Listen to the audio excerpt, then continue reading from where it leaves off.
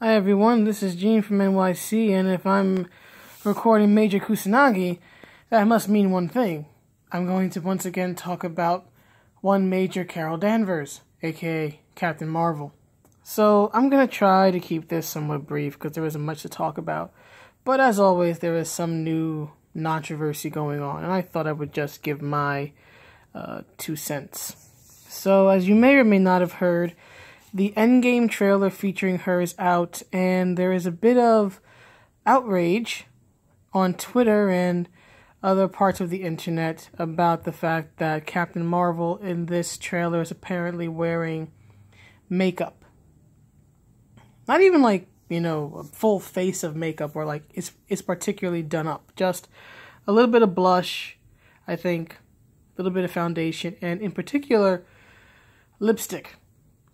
And this, for some reason, has the Twitterverse, or at least the part of the Twitterverse that gets upset about these type of things, upset about it. Which proves to me a few things. One, that this part of the Twitterverse does not read comics at all, because it's been canon for a very long time and a standard part of Carol's overall character design, even as it's changed over the years. One of the few things that has remained consistent is the fact that she does wear lipstick. It doesn't matter whether she's the 1970s Miss Marvel.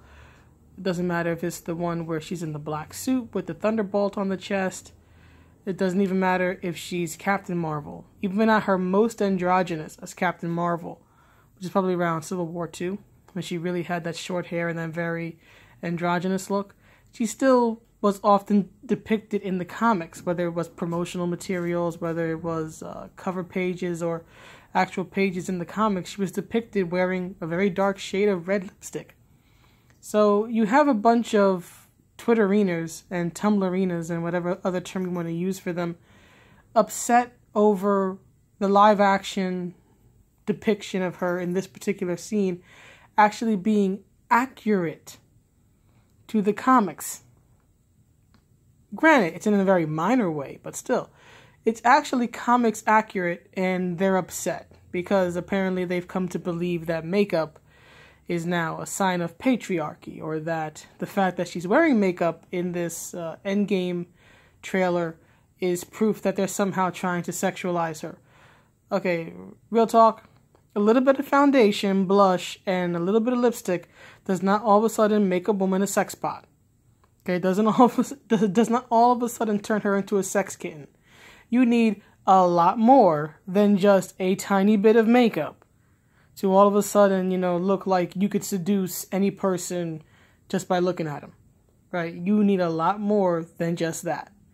So that was what got me. I was like, really? Y'all are lipstick over lipstick?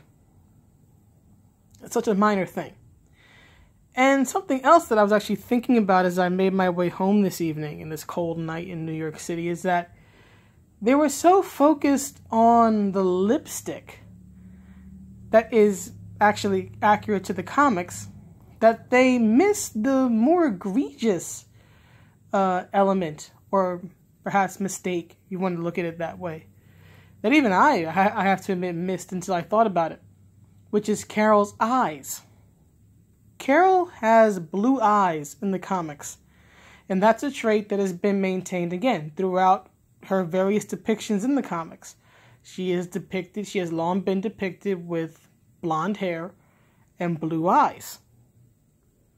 In the movie, she has, from what I can tell, brown eyes, because Brie Larson has brown eyes, and to my knowledge, Brie Larson was not made to wear blue contacts.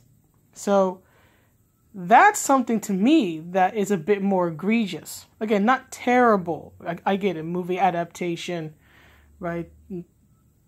They're probably not going to be overly concerned about that. But still, I look at things from a more narrative perspective, especially since I do have a interest in character design and visual narrative. And when you look at it from a character design and a visual narrative perspective, it's actually fairly egregious, because eyes, the character's eyes, the color of their eyes, is actually quite a defining feature I'll give you two examples. One is, of course, Superman. Superman has a very distinct eye color, a very distinct shade of blue, right? It's actually supposed to be a shade of blue that is inhuman, which is part of the reason why he wears the eyeglasses, even though he doesn't need them, because it actually, at least to my understanding, I could be wrong, but to my understanding, it's to, sort of dull the effect of his eyes, to make his eyes look a little more normal according to human standards. And then, to use a Disney example, right, there was the Beast from Beauty and the Beast, right? One of his defining features were his blue eyes. And he maintained those blue eyes and that specific shade of blue eyes, whether he was as a beast, as he is for the majority of the film, or as a human at the end of the film. In fact, right, there's that, of course, that memorable zoom in of his eyes when, Belle, good God, when Belle is staring at him, right, he's become human again. He's like, Belle, it's me. And she's like, all like, are you sure? She has this questioning look on her face, but then it zooms in on his eyes. And she looks in his eyes, and that's when she realizes, oh, it is the same person, right? And then the scene moves on from there. So from a narrative perspective and from a character design and storytelling perspective, the color of one's eyes is actually quite important. So to me, that's the bigger issue. If you're going to take issue with anything, like if you give me a choice between lipstick and eye color, I'll take issue with the eye color, because eye color from a storytelling perspective is much, much, much more important than lipstick. So there's that. But the one thing that really does kind of irk me a tiny bit about her appearance in Endgame is how similar it is to her appearance in Captain Marvel. To my understanding, Endgame is supposed to be happening in the present, so about 2018, 2019, right, the present day. Captain Marvel is supposed to be taking place in 1995. So that's about a 25 year gap, right? Around 20 to 24, let's say, year gap. So almost a quarter of a century. And yet, she looks exactly the same. She doesn't look a day older. And now, I know some are going to say, well, she's Kree, she's half alien. Yes, I know, the first rule of science fiction is that aliens and half aliens don't age at the rate of humans, right? But that doesn't mean that they don't age. They just age differently than people. I think it would have helped them to actually make her look a little older, maybe 5 or 7 years older, right? Not as old as, 20-some years, but a little bit. And to give the idea visually that time has passed. And more importantly, give her, either in her current appearance or her 90s appearance, give her a drastically different hairstyle. That, for me, is the most frustrating thing. Her hairstyles are nearly the same. One, the 1995 look, has slight curls, and the one that's supposed to be current day, her hair is straight. That's it. That's not a difference of years. That's a difference of days. That's like, a woman styles her hair and curls it on Monday. She straightens it out and wears it straight on Wednesday. That's it. That is not a distinct enough and drastic enough change to visually indicate that any significant amount of time has passed. So if anything, that's what probably bugs me the most. The looks are way too similar.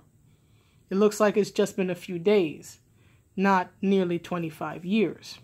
What I really wish, and again, I'm just going by the clips and the trailers I've seen, what I wish is that her look, again, it could be Captain Marvel in the 90s, or it could be Endgame, which is happening in the present, but one of the looks needed to look a lot more drastic and a lot more distinctive and a lot more different than the other look. That would have been a better visual representation of the fact that 20-some years have passed. I'm sure we can all dig up photos of ourselves from 20-some years ago and see how our appearance has changed and how our hairstyles have changed. So that, to me, is the most frustrating thing looking at this. But her lipstick color, or the fact that she's wearing lipstick, that's not something to get upset about. And I don't understand why they're so mad, other than to be mad. At least the things I'm griping about actually do have narrative purpose.